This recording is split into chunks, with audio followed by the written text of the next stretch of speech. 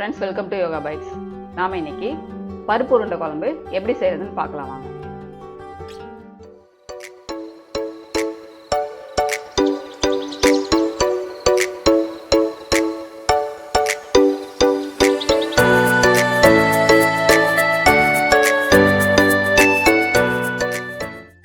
நாம இப்ப உருண்டைக்கு பருப்பு ஊற வச்சு எடுத்துக்கலாம்.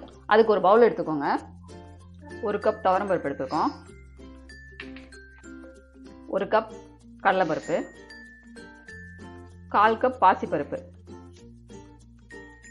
நல்லா தண்ணி சேர்த்து அலசிட்டு 2 hours ஊற வச்சு எடுத்துக்கோங்க.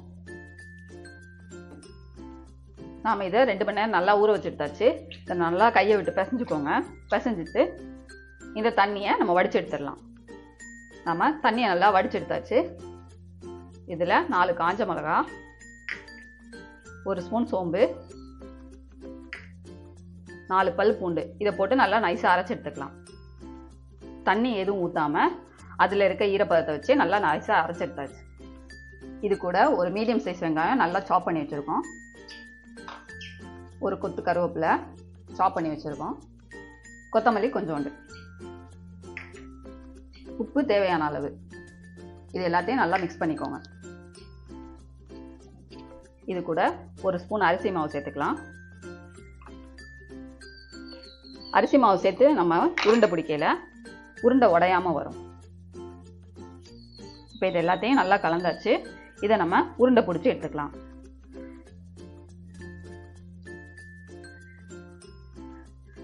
நல்லா உருண்டையை கெட்டியாக இறுக்கி பிடிங்க, அப்போ தான் உடையாமல் வரும்.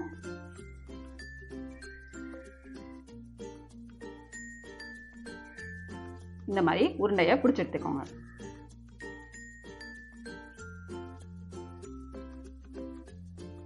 கால் கப் எண்ணெய்,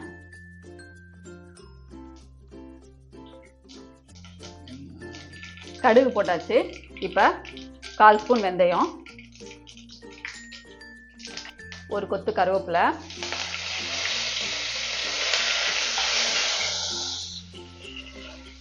பூண்டு ஒரு 10 பல்லு,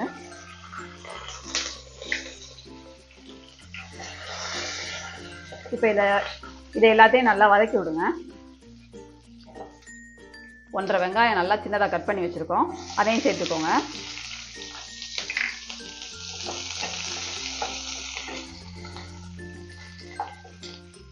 கல் உப்பு தேவையான அளவு. இப்போ இதை எல்லாத்தையும் சேர்த்து நல்லா வதக்கி விடுங்க.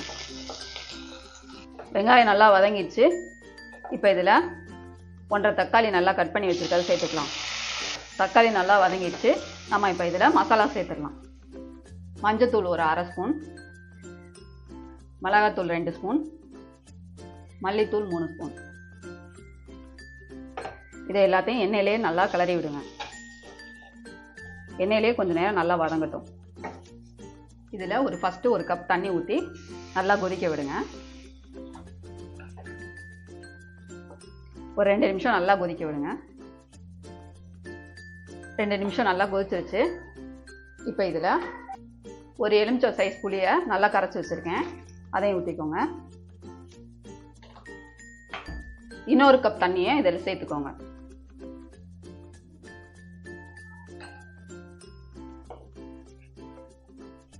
உருண்டை குழம்புக்கு குழம்பு தண்ணியாக தான் இருக்கணும். நம்ம உருண்டையை போடும்போது உருண்டை நிறையா தண்ணியை உறிஞ்சிரும். அதனால் கொஞ்சம் தண்ணி நிறையா மிக்ஸ் பண்ணிக்கோங்க. இப்போ இது நல்லா மசாலா வடை போகிற வரைக்கும் நல்லா கொதிக்கட்டும். பாருங்கள், குழம்பு நல்லா கொதிச்சிருச்சு. இப்போ நம்ம அடுப்பை சிம்மில் வச்சுட்டு உருண்டையை இதில் சேர்த்துக்கலாம்.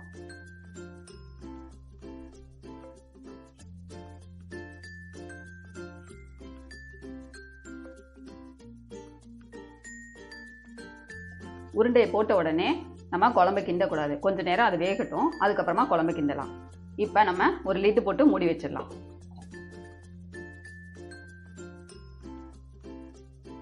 ரெண்டு நிமிஷம் ஆயிடுச்சு. இப்போ நம்ம உருண்டையை திருப்பி விடலாம். பாருங்க, உருண்டை வெந்துருச்சு. பொறுமையாக திருப்பி விடுங்க. நம்ம அரிசி மாவு சேர்த்து பிடிச்சிருக்கனால உருண்டை உடையாம இருக்கு. நல்லா மறுபடியும் லிட்டு போட்டு மூடி 2 நிமிஷம் வச்சு எடுத்துடலாம். 2 நிமிஷம் ஆயிடுச்சு. இப்போ நம்ம இதை ஓப்பன் பண்ணிடலாம்.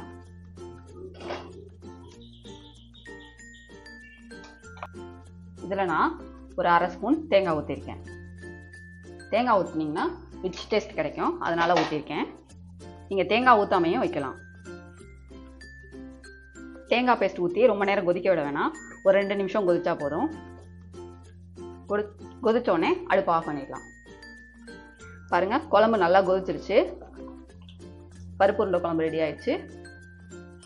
இப்போ அடுப்பை ஆஃப் பண்ணிடலாம்.